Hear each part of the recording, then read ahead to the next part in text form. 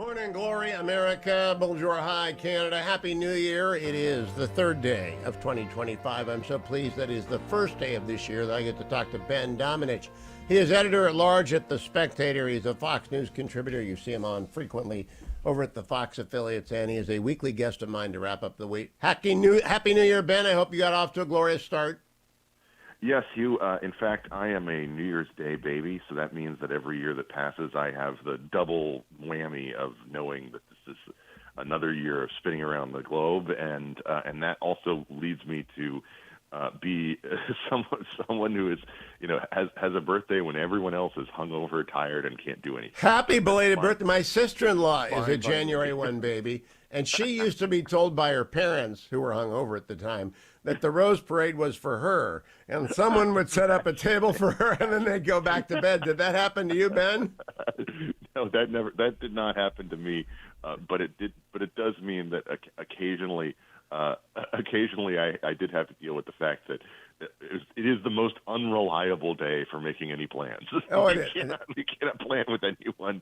There's just always, I'm just not feeling that well today. Yeah, no, I'm not feeling that well goes around. I like to tell people I had a birthday on February 22nd, so it was the best of times, the worst of times.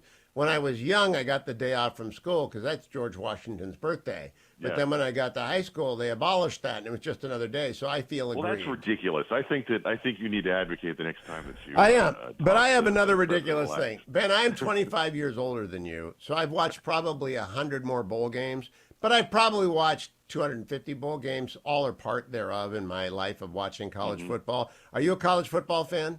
Of course I am. Yeah, okay. Absolutely. In all those years, all those bowl games, I have never before commented on the public service announcement or the branding made by the guy who's sponsoring it, right? So this is the first time I have ever had occasion to play a bowl sponsor statement. But Tom Wilson, the CEO of Allstate, before the Allstate Sugar Bowl was played and kicked off, had to go on screen and say this, cut number 8.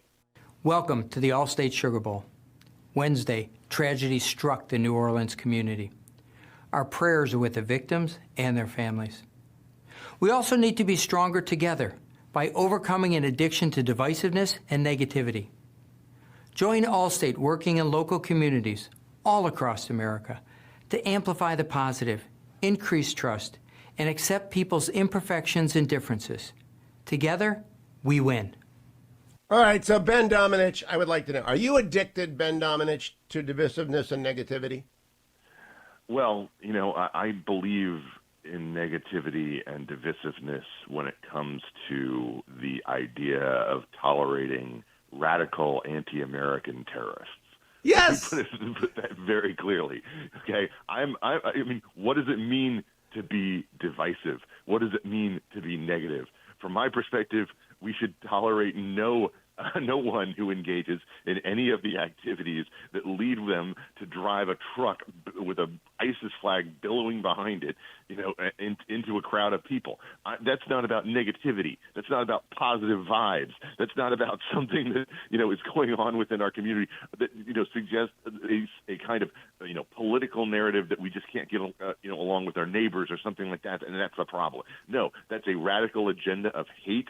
It's something that we should not tolerate as Americans, and we should not have any place for it in our communities. And the idea that this is something that you can just wash away with happy talk, it makes me just, I'm sorry, Hugh. I know, no, it did me too. I don't want to get an FCC violation by saying what I really think about. I know, please don't. I'm on 450 stations, and you take an FCC violation, multiply it by 450, and that's the cost. It's never happened to me. That's why we have a delay. Second thing he said, we have to accept people's imperfections and differences. Ben, is there any place on the planet, or indeed in human history, that has been more accepting of people's imperfections and differences than the United States of America in 2024 and 2025? Absolutely not, Hugh. No! And look, I'm sorry. When your agenda includes just, sitting innocent people down in a desert and lopping their heads off for the fun of it, that's not an imperfection. I think you have some bigger deals going on in your life than that. You have some bigger problems. All right, now I'm going to come back to the major point, but I have to add one more clip here. This is Althea Duncan first on the scene by the FBI, the assistant special agent in charge. Her first statement after a terrorist has obviously done terrible things. Cut number 15. Kirkpatrick said we'll be taking over the investigative lead. Oh, we've got the cut where she's not speaking. Rats, the audio is betraying us. The deal is, she says, this is not a terrorist event. Not a terrorist act. What is going on, Ben, with the president of Allstate telling us we have to overcome our negativity, that we have to accept differences, and the head of the FBI immediately saying it's not a terrorist act when no one could possibly know that? On the first count, that's someone who doesn't know what time it is and is still taking lessons from a communications team that views everything through the lens of, the worst sin is to offend. You must, give the most bland possible statement. You can't, offend anybody, and you can't take any kind of stance at all, which is a position that is thoroughly over in American corporate life. That's just not something that works anymore. It's as if they haven't updated anything over the last several years, where we've learned that all of that DEI-related crap was something that was pablum, and that people understood and recognized it as such. When it comes to the FBI, that's a much deeper problem, because from my perspective, it's an illustration of the fact that the real issue that people have with the FBI isn't just that it's been politicized. It isn't just that it's targeted Republicans or conservatives or COVID parents or Donald Trump. It is that it is a bureau that does not fulfill its function and its duty to the American people. I want to play the audio, Ben, so that the audience who's hearing it for the first time. This is Althea Duncan yesterday morning at the scene of the terrorist attack. Kirkpatrick said we'll be taking over the investigative lead for this event. This is not a terrorist event. What it is right now is their improvised explosive devices that was found, and we are working on confirming if it's a viable device or not. As Chief Kirkpatrick said, we're asking everyone to stay away from Bourbon Street, specifically from Canal Street to St. Anne. That is my ask. Once again, stay away from Bourbon Street, Canal Street, all the way to St. Anne. Ben, what bothers me the most about this is her reflexive rush to, it's not a terrorist act, but even worse, this is my ask, is another one of those phrases that infiltrated the language that is a way of asserting authority without earning authority. I think it is simply the combination of Tom Wilson's pablum and Althea Duncan's disconnectedness from reality, and they're both reverting to woke speak. How deep is the problem? Look, I think the problem is much deeper than anything that we've really fully understood when it comes to our government agencies. The corporate side of things, I think people understand that. I think people look at that and they roll their eyes and they shrug. If you were standing in a sports bar yesterday watching this and you saw that, corporate speak come on the air, come on. There were people who were definitely laughing at that. But if you were listening to someone from the FBI who should be trusted to be much more serious about this, and she's saying that kind of thing, this is my ask. It's just absurd. And Hugh, this is part of, there's so many examples where we say, well, this is the reason that Trump won, but this is the reason that Trump won. Yeah, yes, and by the way, she also got Kash Patel confirmed yesterday. I really do believe that. Yeah, I think you're completely correct. In fact, I was joking about it yesterday with a friend. But it's one of these things that I think is so illustrative of the absolute failure of these institutions. If they just did their job, I think people would be more willing to go along with the woke speak, with more, of this pablum and that kind of thing. But they don't do their job. They don't do their job well, and they are constantly trying to gaslight us into believing things that simply are not true. Well, this is something like this is not a terrorist event. It's just absurd. You have just landed on the key part, which is gaslighting. And gaslighting is a term that is abused. It simply means to try and pretend that things are not as they are. And I want to go back to Tom Wilson. Ben is going to stick around with me through the break and come out on the other side. But Ben, do you know anyone who is addicted to divisiveness and negativity? Anybody at all in your life addicted to negativity and divisiveness? Thankfully, in my latter years, Hugh, I have effectively eliminated all of those relationships that do not involve blood.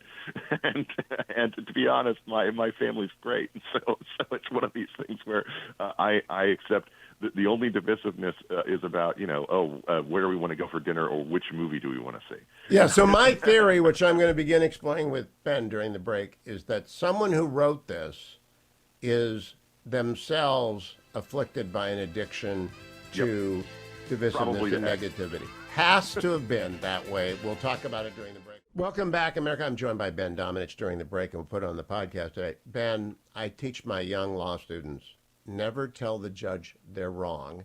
Never tell the judge what they are thinking. It is an invitation to have the judge angry at you and your case dismissed or your client screwed.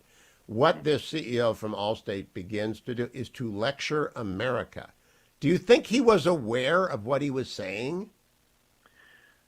So I don't know him, obviously, personally. I don't know, his background. But what I do know is that every bit of the language used in that statement reflects a viewpoint that is very common within the communication shops of corporations across the country, corporations that have taken stances and done all of this incredible,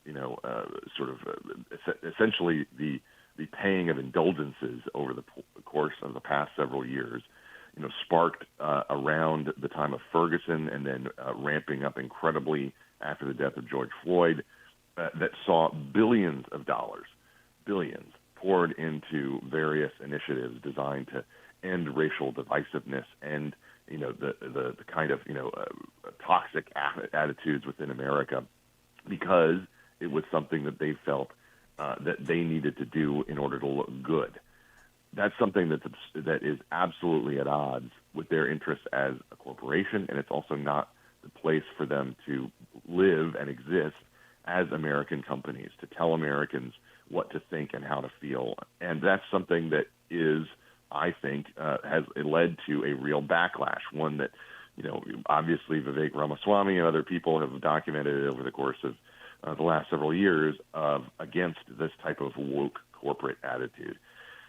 The attitude that a corporation in America should have toward someone targeting people in New Orleans in the way that they were is one of utter disgust, of promising to help the community that they participate in, help their employees that are affected by this if they are, to weigh in and to be a benefit to those who are around them. It is not to lecture us about divisiveness, about any kind of political acrimony, or suggest in some way that hating a terrorist is something that might make us seem racist.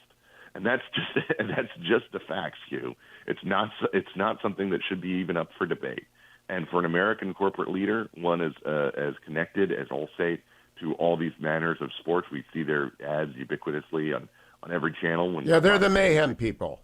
Yes, everything that is connected to that is something that should make us say to them, "What do you think you are? You're an insurer, okay? You are an American corporation. You are not someone who gets to lecture us about feeling divisive when someone goes in and kills a bunch of fellow Americans and we get mad about it.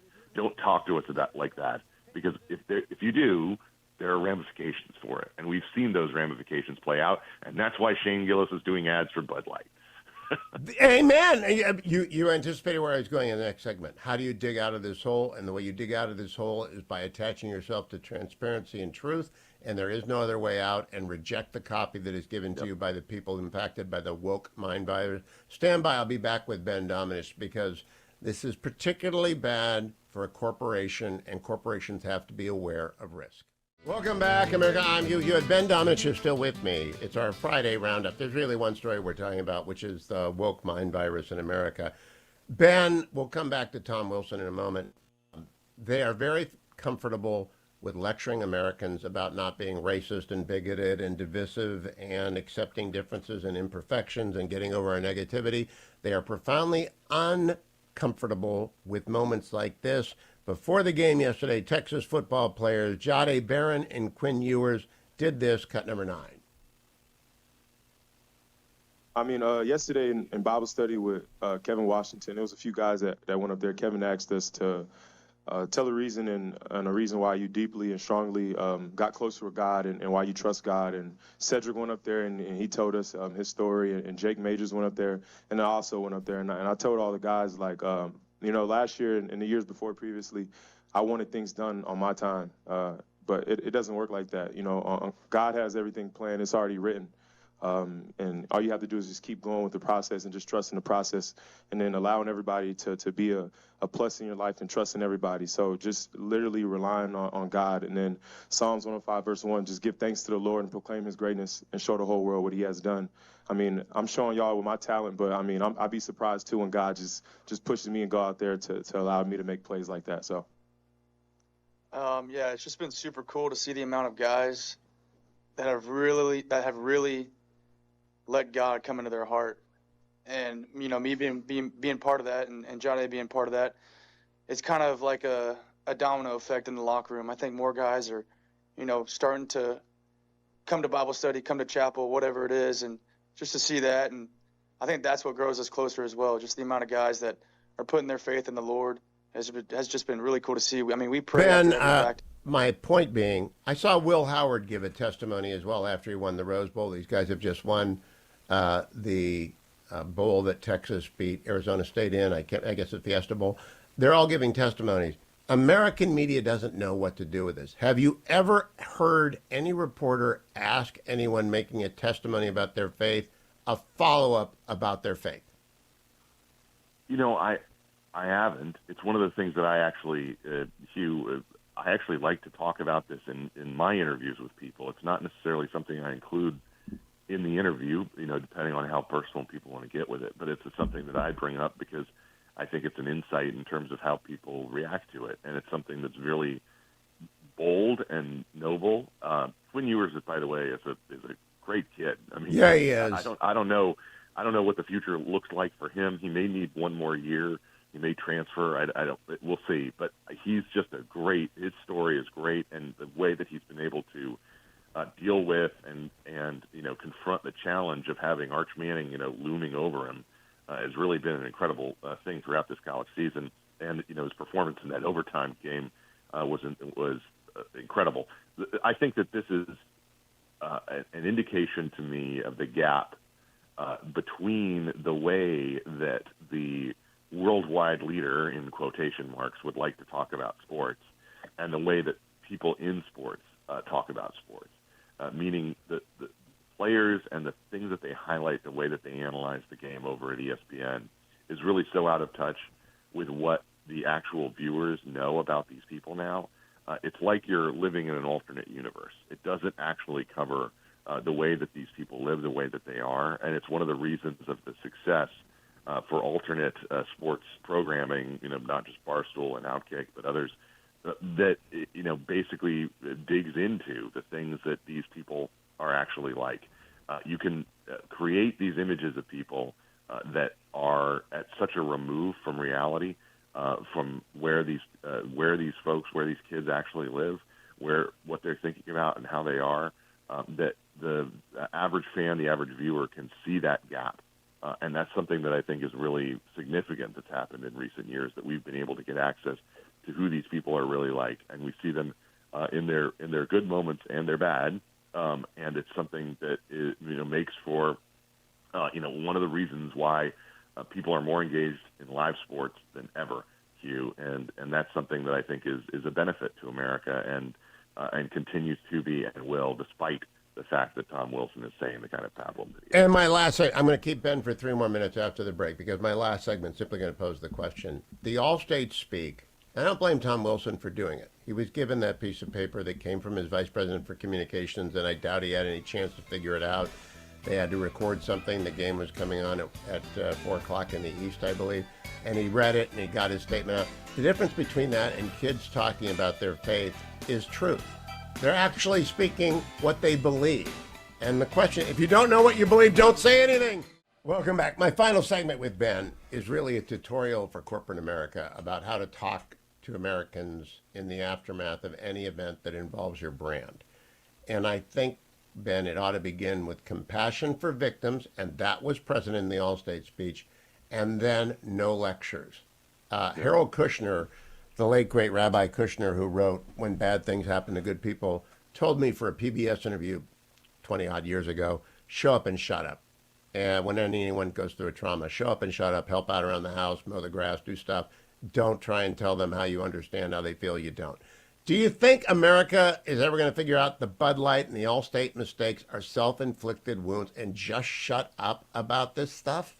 Yes, I do think that, because one of the things that we saw happen, and I saw it happen really, live and up close with the Bud Light situation, was the backlash was so significant and included so many different people just saying, don't do this kind of crap, that you actually had a response from corporate America that I think overwhelmed the push that they got from these lefties that exist within these comms departments across corporate America, who come in basically with a mindset and their own religion, really, of the way that people ought to talk about things, and that it's important for corporate America to be, quote unquote, a leader.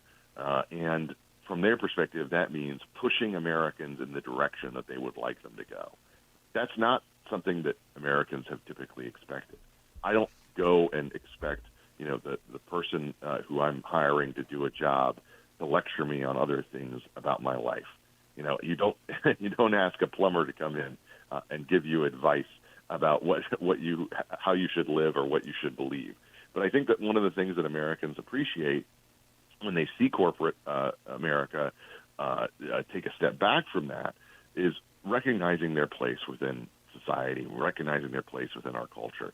These are significant entities, very significant entities, but they also do not have the place or the stature to lecture us about what we believe or how we live. And that's a simple fact that the comms department folks have not learned during their 4 years in any kind of elite education program that is entirely based on people that they would judge if they were still alive today. Okay, so Ben, last question. I consider myself a normie and you to be a normie. We happen to be political people and well-informed about current events, but we're normie. We have normie families and normie stuff. Do you think Tom Wilson has heard from enough normies that he's going to call a meeting of his senior staff and say, how did this happen? What did we do you think there will be, he'll look around and say, how did you guys embarrass me this badly and do such brand damage to Allstate? Yes, I think that will happen because in fact those normies include a lot of people who care about college football, and we're probably pretty astonished to see this happen. Look, Hugh, I want American companies to be great American companies and to succeed, of course. But there are also learning moments for them about the place that they inhabit and the values that place espouses. And if you aren't interested in being an American company, if you're interested in lecturing us and telling us how we need to get better and do the work in order to understand terrorists and the reason that they might come plowing into crowds of people, I don't think you need to be an American company anymore. I think you can go over to Britain. They're a lot more welcoming of that. Go find yourself a woke society, because this one has had it. Ben Domenech, always a pleasure. Follow him on X at @BDomenech. Listen to his podcast, a weekly podcast from Ben Domenech. Watch him on the Fox News channel. Of course, read The Spectator. Thank you, Ben, and Happy New Year. Happy New Year, Hugh.